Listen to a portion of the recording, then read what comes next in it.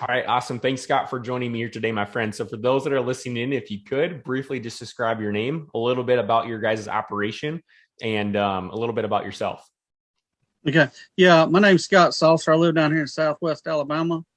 We're a row crop operation of corn, cotton, and peanuts.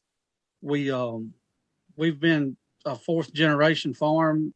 I bought my father out, bought my grandfather out, and just passed it along down. So we just treading water and just keeping our head up and pushing. Yeah. And then also too married and got a little girl at home, right? Yes. I have a beautiful little 6-year-old girl that keeps me on my toes. For sure.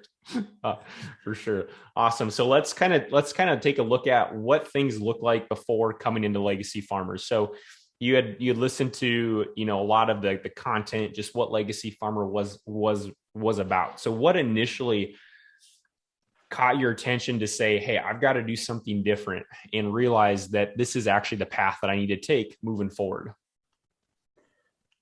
Every year was just a struggle as far as the book work and getting operating loans, and just dealing with the bank and just not knowing exactly what they needed, how they wanted it.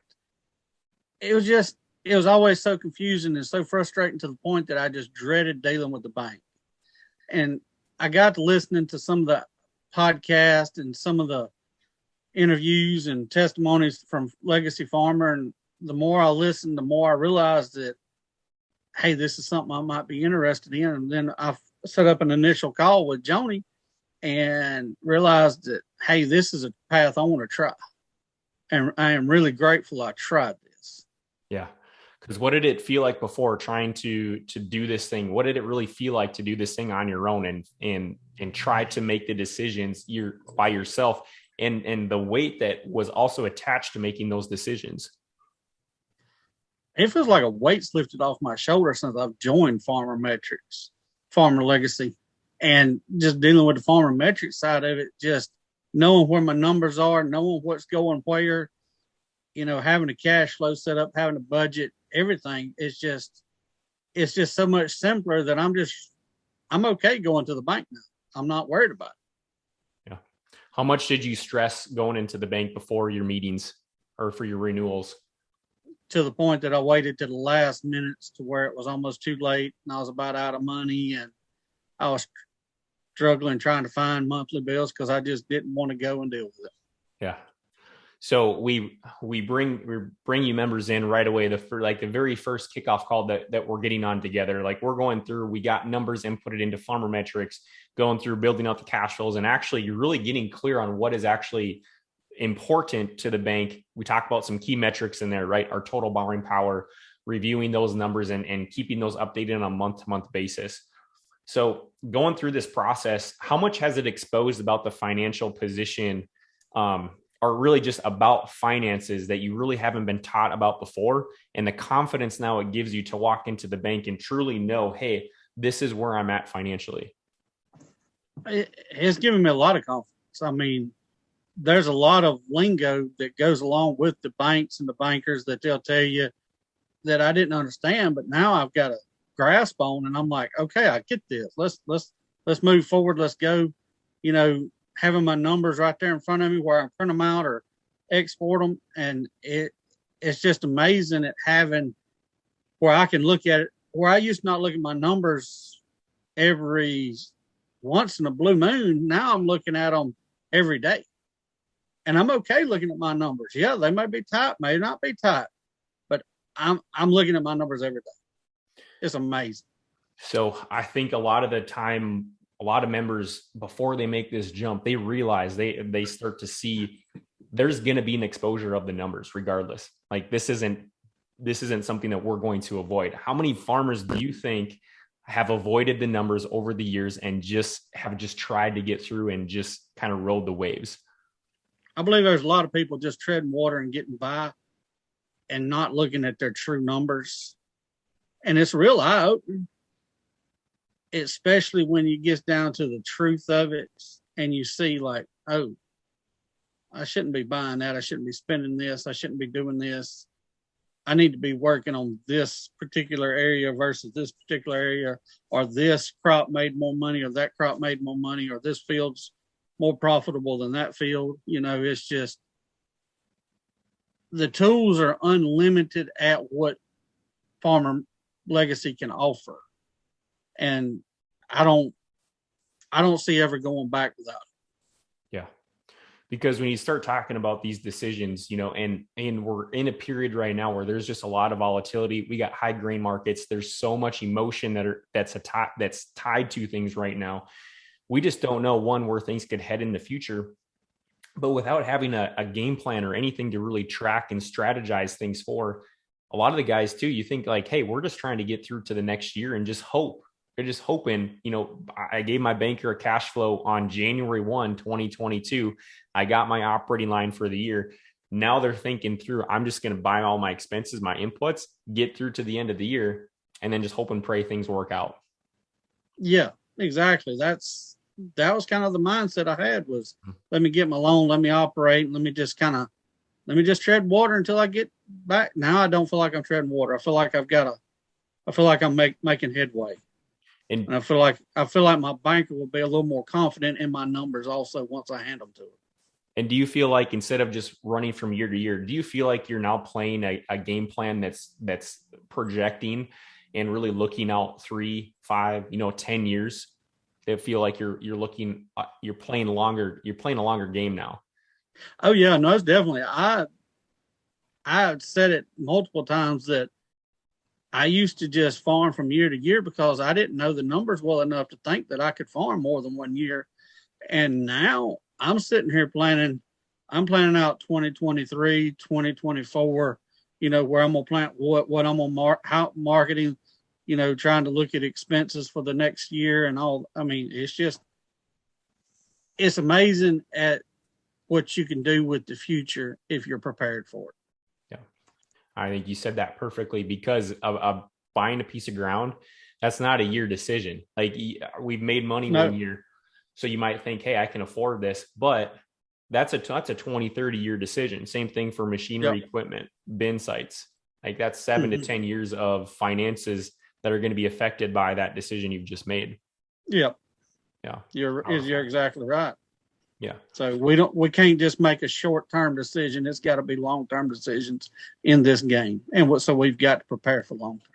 Well, and with all the volatility and stuff moving forward, a person who doesn't have the financial part of the operation figured out, what's going to happen to them down the road? Like, the honest truth, if they can't make those decisions based off of the numbers, and now we start using emotions, like, what's inevitably going to happen to some of these guys? It's not going to work out. And that's one thing I've learned over the last couple of years, especially since I've joined Farmer Metric. When you make your financial decisions, you can't make them with emotions. You have to leave emotions at home. You have to make straight, good business decisions. And the only way to make straight, good business decisions is to know your business, have it set up correctly, and know the numbers. 100%. And we didn't even really cover entity structure, but that's another thing that we get into. Now that you've got the finances figured out, right now we can go ahead and now we can actually plan this thing out. So we're preparing to pass this thing on, because ideally there's a few things that we're guaranteed in life: death and taxes. Exactly. Right? And so now we're starting to see, the generation that has the ground right now getting ready for retirement, and maybe there aren't some kids that don't want to farm. But even so, once they get to the end and now we try to pass this thing on, and with nothing set up, like, now we start talking about probate, we start talking about taxes that are going to come into play simply by the next generation now having to sell a quarter of ground just to pay for the taxes. So even those who do come back to the farm and want to farm, they can't afford it because nothing has been set up, and now they have to sell assets to pay for taxes. That's just something we want to avoid too. I agree.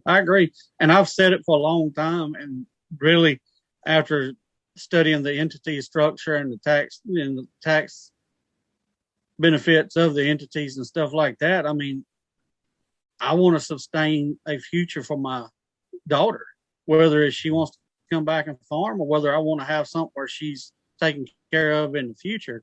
And with this, the entities and the trust and, you know, having estate planning and all that, I'm going to have it set up where it takes care of my daughter. And if something happens to me, it'll take care of my wife and my daughter. Because we talk about the term legacy, you know, and it's inside of the name legacy. Yes. That's the reason, you know, and we'd had some discussions around this too. To me, a legacy isn't always an asset. It's what you can leave within your family, you know, the principles, the teaching, the core values. And to me, passing this thing on and really have being a steward of the ground and the land, it kind of feels like you are truly, at the end of the day, when you're done at this, like you're at the end of a day, it feels like you're building towards your legacy. You're actually your legacy. Yeah. Yeah. I mean, and you want your legacy to live on. You want your legacy. You want the benefits of the hard work to last long after you're gone. So your wife, your child, your grandchildren can benefit from it. I mean, what's the point in doing all this hard work and struggling if you're going to leave the future generation struggling too? So you have to train them and teach them and set them up for prosperity, not failure. 100%. Yeah. So last thing I want to end with, so a lot of the members who maybe are watching this, let's say somebody's listening into this and they're saying, man, okay, what Scott said, my family, my legacy, this is exactly what I'm worried about. I don't have a financial game plan. I don't have entity structure set up. I don't even have talking about a trust and getting my legacy set up. I feel so caught up in the day-to-day operation right now that doesn't even feel like, you know, anything that could be possible, but they know they need to get started. So if somebody were to be listening, okay, and they've realized this right now, what would you say to that person who's listening that would help them to take the jump to get on a call with Joni and actually see if this is a right fit for them? I'd say it's well worth it. When I got on the call with Joni, I didn't even have no thought of the, you know, the estate planning, the legacy, the leaving a legacy and all that. But now, after I've done all my book work, done everything, got all my, and now I'm sitting there looking, I am trying my best to set up a legacy. And I've only been at this, 3 months?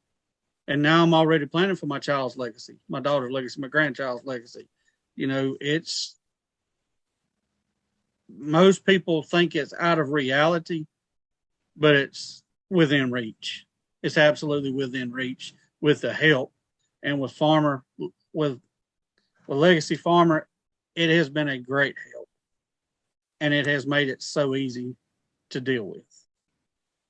Yeah. I love how you said how the reality is within reach. Yes. A lot of the times you feel like you're so close to getting it, but yet at the same time you feel so far away. And a lot of this is just the tools, you know, having the right knowledge. Having the right knowledge and the right tools in place to do what you need will help you be prepared for the future and for what lies ahead. 100%. 100%. And, I mean, I wouldn't trade what I've done. Yeah. 1 minute. In the last 3 months. Huh? Yeah. Well, and you've made tremendous progress as far as like actually utilizing, like getting to that point, because what it does, as you've noticed, is it expands your horizon. It expands your thinking, because you can now that you've got a grasp on like the year cash flow, you got a grasp on those numbers now automatically. And this is what's crazy. And what you're referring to within reach, it's within reach because we've been able to solve those immediate problems. And now you start thinking about what you actually want to build long term. Like, what am I actually doing on a day-to-day basis? What am I doing this for? It gives you that time to think about it. Yeah, you feel like you're here for a purpose now, not just here to work. You're here to look forward to enjoy life and put back to reap the benefits of all the hard work. You know, it's an amazing feeling once you get everything set up and know your numbers. Have a plan in place, have a legacy in place. You know, it's a good feeling. Yep. 100%. No, I think that wraps it up perfect. So, Scott, I want to thank you for joining me here today, my friend. Appreciate you taking the time. Yep. Thank you.